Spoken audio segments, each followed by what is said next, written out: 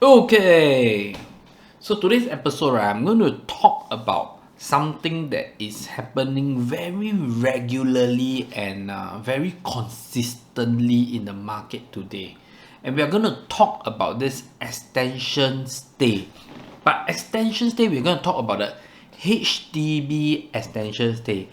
Why we are not talking about the private extension stay? I will explain this first. The reason is because in private, extension stay is a private agreement. There's no such thing as whether is it legal or not legal, okay? Or can I say that there's no such thing as that is illegal? It's more like a private agreement between the buyer and seller, and the buyer has agreed to buy the house, giving extension to the owner, or buying over a tenancy agreement and continue to rent it to the tenant or to the owner. But in HDB, right, there's no such thing as sale with tenancy, meaning that every HDB flat you buy, you cannot buy over the tenant. When I say you cannot buy over the tenant, means you cannot buy with a rental lease. You're always buying under vacant possession. So if you realize today, if you are a HDB buyer, whether you have an agent or you don't have an agent, I think it's very important that you know this. Is that now I realize that 90% of the unit in the market is asking for extension stay.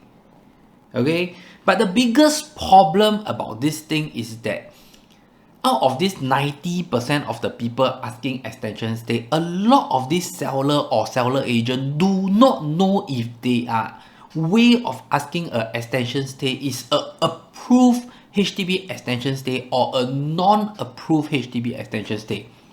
When I say that it's a not approved HDB extension stay, is because in HDB context, to approve a extension stay, there is some criteria. Okay, so we are going to go to the HDB website now. I'm going to show you the criteria so that you understand what am I trying to say.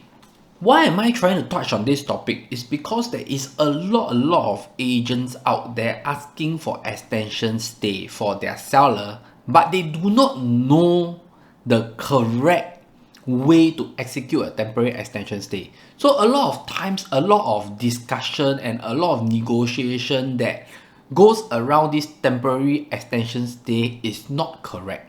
So from my experience, I've been getting a lot of this problem for my buyer, trying to solve this problem for my buyer. If an agent wants an extension stay, okay, there is normally two scenarios. One scenario is the agent know what is an approved extension stay. They will ask you for an extension of the submission. Meaning instead of normal submission days of 10 days, 15 days, they will ask you for 30 days, 60 days, 90 days. They want to extend the submission so that you give them more time to buy. Okay guys, let's put it this way. I'm going to explain to you this, because you see, if you buy a house without extension of submission and without extension stay, you will take your keys in about 3 months. Estimate. But if somebody asks you for extension stay, that is another 3 months. That's total of 6 months. Then they ask you for extension of submission. Let's say they ask you for 3 months again, 90 days or 60 days. Your total time of waiting until you take your keys add up to about 8 to 9 months. 8 to 9 months from today is easily close to end of the year or next year. So as a buyer, you need to understand this extension stay. Second scenario, the agent asks for an extension stay, but they are not asking for a legal temporary extension stay. They want you to do a private agreement. When it's a private agreement, this agent, they may not have done their planning, they may not need the submission, or they are planning for it to go to a BTO flat or whatsoever. So you need to understand what are the scenarios that you are putting yourself into as a buyer if you don't have an agent.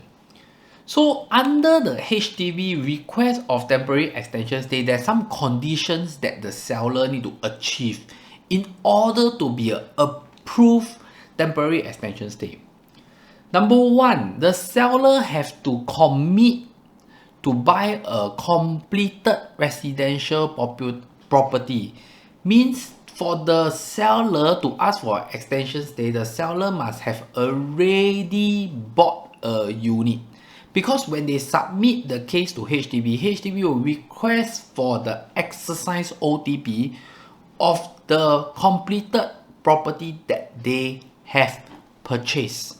So if the seller didn't purchase a completed property, they cannot ask for temporary HDB extension stay. Number two, the seller must not be renting out the whole flat at the time of their resale application. Okay, it means their flat is they stay one. Cannot be they are renting out. Cannot be they asking for extension stay because they are renting to a tenant. They are renting to get more money. Number three, the seller and buyer must agree to the extension. And also the extension stay is up to 3 months after the resale completion.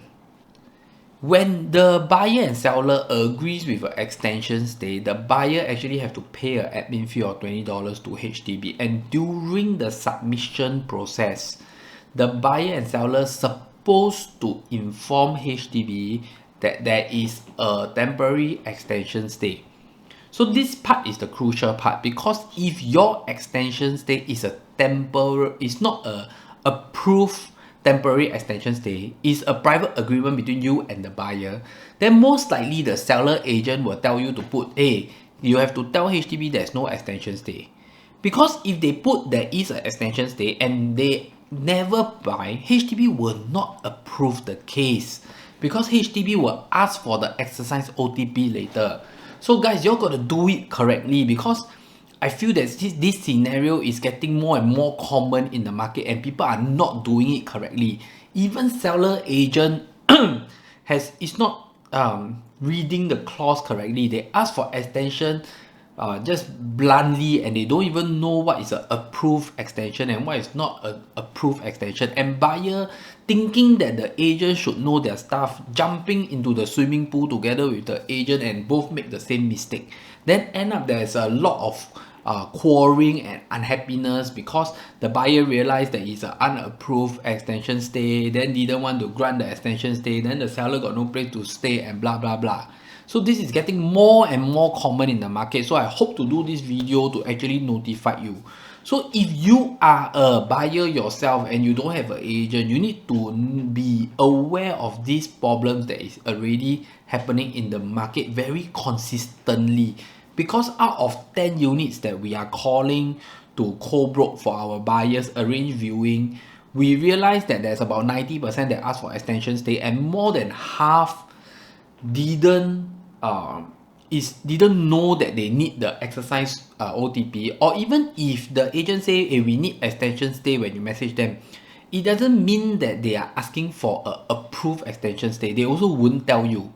So this is, to me, this is a big problem in the market. And if you as a buyer do not know the situation and you put yourself in the wrong problems, you will realize that your whole purchase process is going to get very, very, very long. Like normally people take their keys in 3 months, you take your keys in like 6 months, 8 months, or 9 months. Okay, so that's it for today's video. It's just a very short video. I realize this keep happening, so I just want to do this video to create some awareness in the market so that buyers know what they are getting themselves into. So hit the like button, subscribe button. I see you in the next episode. And if you don't know what you are getting yourself into, then please engage Aaron as your buyer agent lah. Okay, bye bye.